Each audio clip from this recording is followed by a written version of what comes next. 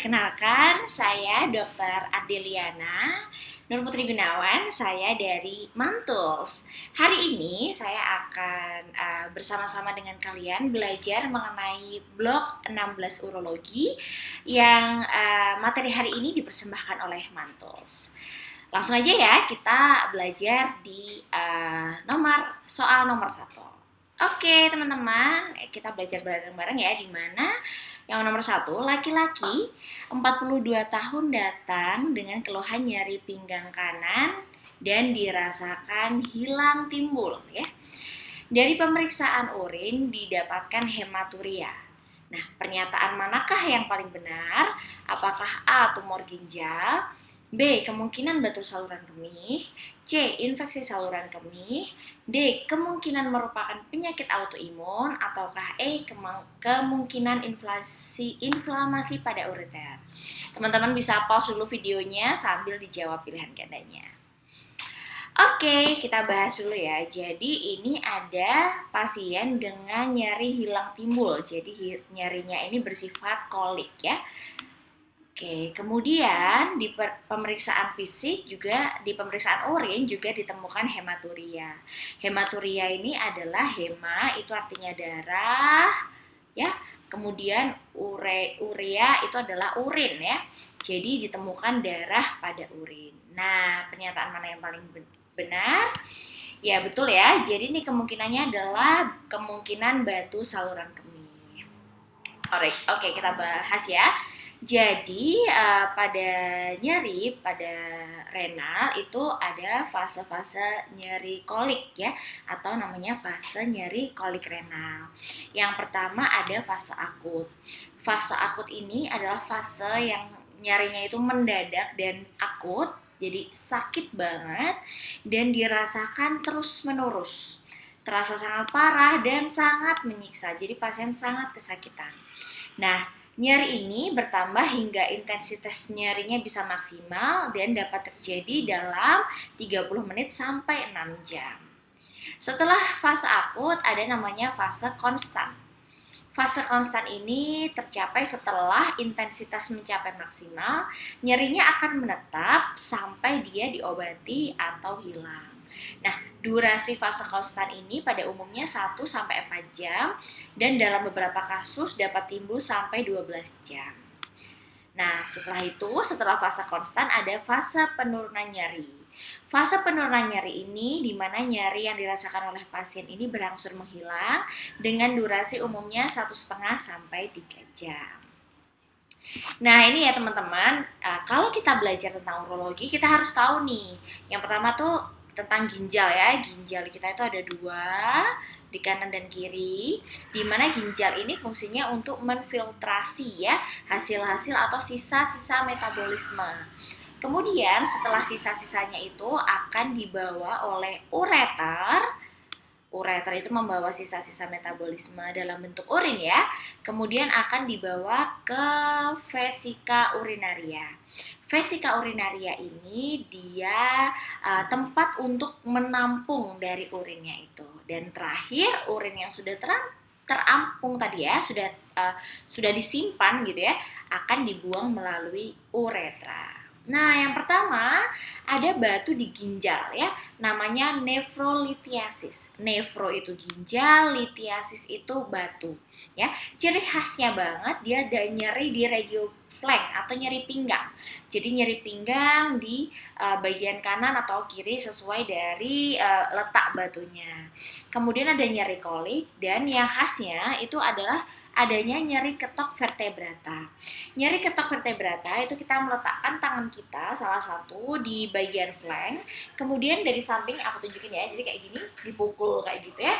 Itu ketika pasien merasakan nyeri, itu artinya nyeri ketok vertebranya positif. Kemungkinan ketika nyeri ketok vertebranya positif, itu bisa ada batu atau infeksi bagian atas kayak gitu ya. Kemudian yang kedua ada ureter ya. Ureter berarti uretero itu ureter, lithiasis itu batu. Artinya nyeri artinya batu pada ureter. Nah, pada ureter ini ada nyeri pinggang yang kolik, dia biasanya bersifat menjalar.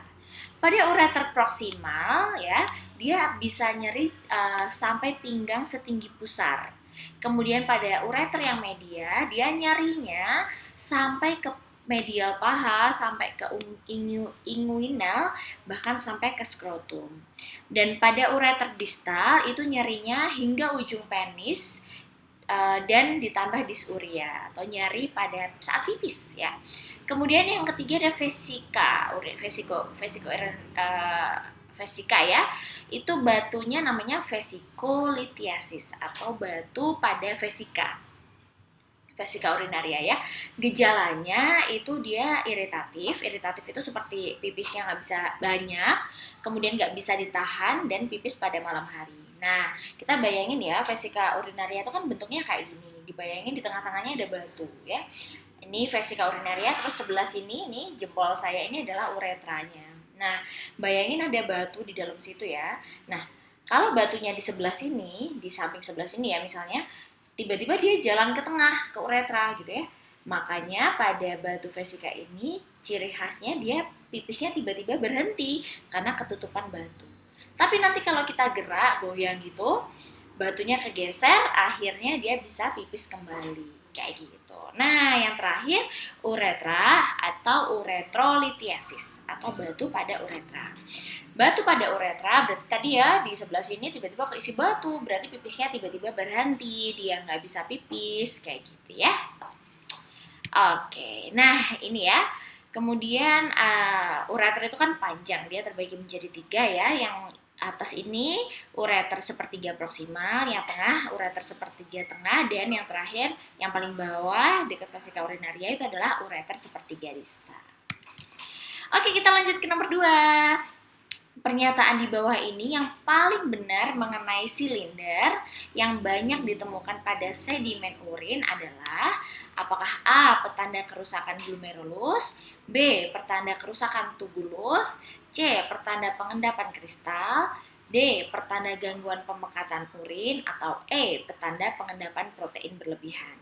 Bisa di-pause dulu sambil jawab. Oke. Kita bahas ya. Jadi ini silinder. Silinder itu adalah massa protein yang berbentuk silindris ya, yang terbentuk di tubulus ginjal. Nah, dia itu masuk ke dalam urin. Silinder ini terbentuk hanya dalam tubulus distal saja yang rumit atau saluran pengumpul atau nefron distal. Kemudian seluler yang melekat pada silinder ya, ada eritrosit, ada leukosit, ada epitel tubulus gitu ya. Nah, faktor pembentuk silinder apa aja sih yang bisa membentuk silinder? Yang pertama, laju aliran yang rendah. Kemudian yang kedua, konsentrasi garamnya yang tinggi, volume urin yang rendah, pipisnya dikit, dan yang ketiga, yang terakhir pH-nya rendah atau asam. Hal-hal ini yang udah saya sebutkan tadi, itu bisa menyebabkan denaturasi atau persipitasi protein ya, dia jadi bisa ngumpul gitu ya, di mana semua benda berupa partikel atau sel yang terdapat dalam ginjal yang abnormal mudah melekat pada matriks yang lengket. Nah ini ya, silinder hialin atau protein, di mana dia dikeluarkan oleh sel-sel tubulus. Silinder ini bersifat homogen itu artinya tanpa struktur, dengan tekstur jernih, halus, dengan sisa-sisanya paralel. Sekresi protein Tam-Horsfall membentuk sebuah silinder hialin di saluran pengumpul. Kemudian silinder hialin dapat dilihat bahkan pada pasien yang sehat sekalipun ya. Sedimen urin dapat mungkin berisi 0 sampai 1 silinder ya. Jadi tetap ada pada pasien yang normal, tapi jumlahnya hanya kecil. Jumlah yang lebih besar dapat dikaitkan dengan proteinuria ginjal, misalnya penyakit glomerular atau ekstra ginjal, misalnya overflow protein seperti dalam mieloma. Kemudian ada silinder eritrosit ya. Silinder eritrosit itu bersifat granuler dan mengandung hemoglobin. Sesuai namanya ya, eritrosit itu kan berarti sel darah merah. Berarti mengandung hemoglobin dari kerusakan eritrositnya. Silinder eritrosit disertai hematuria mikroskopik memperkuat diagnostik untuk kelainan glomerulus. Cedera glomerulus yang parah, cedera glomerulusnya rusak parah itu dapat terjadi kebocoran eritrosit atau kerusakan tubular yang parah kayak gitu. Kemudian ada silinder leukosit ya. Silinder leukosit atau silinder nanah ini namanya leukosit, berarti dia kemungkinan ada infeksi ya, infeksinya bakteri. Menunjukkan peradangan pada ginjal karena silinder tersebut tidak akan terbentuk kecuali dalam ginjal. Jadi silinder leukosit ini hanya terbentuk di ginjal. Sehingga kalau ada penemuan dari silinder leukosit ini berarti ada masalah pada ginjalnya.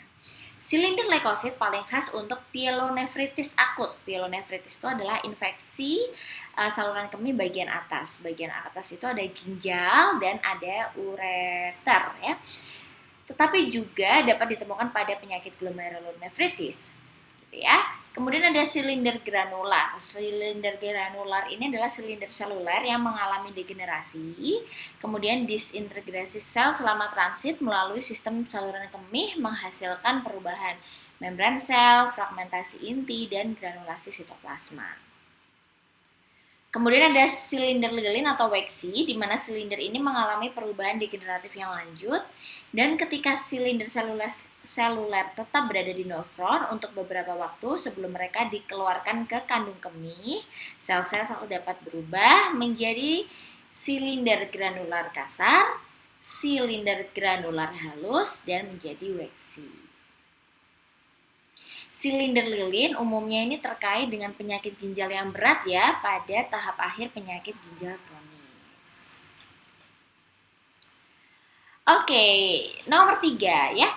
Nomor 3, anak 5 tahun datang dengan keluhan BAK tiba-tiba berhenti.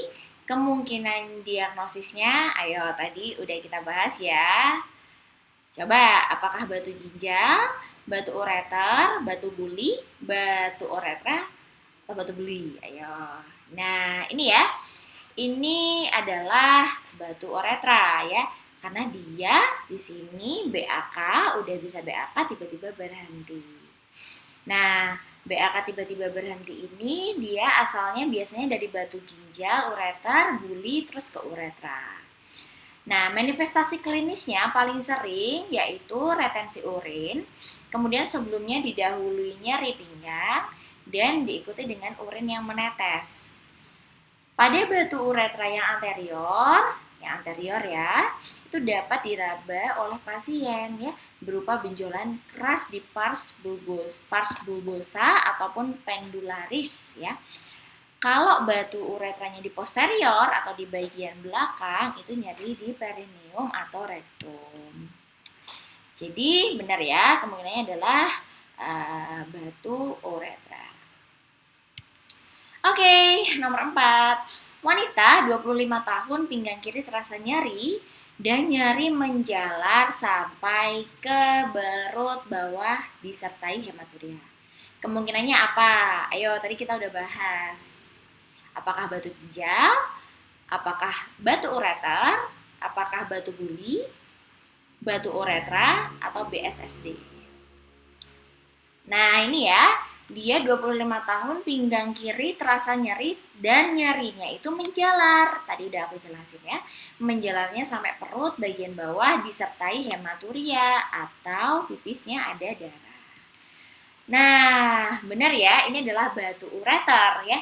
Satu-satunya nyeri yang menjalar akibat batu itu adalah miliknya batu ureter atau uretrolithiasis. Oke.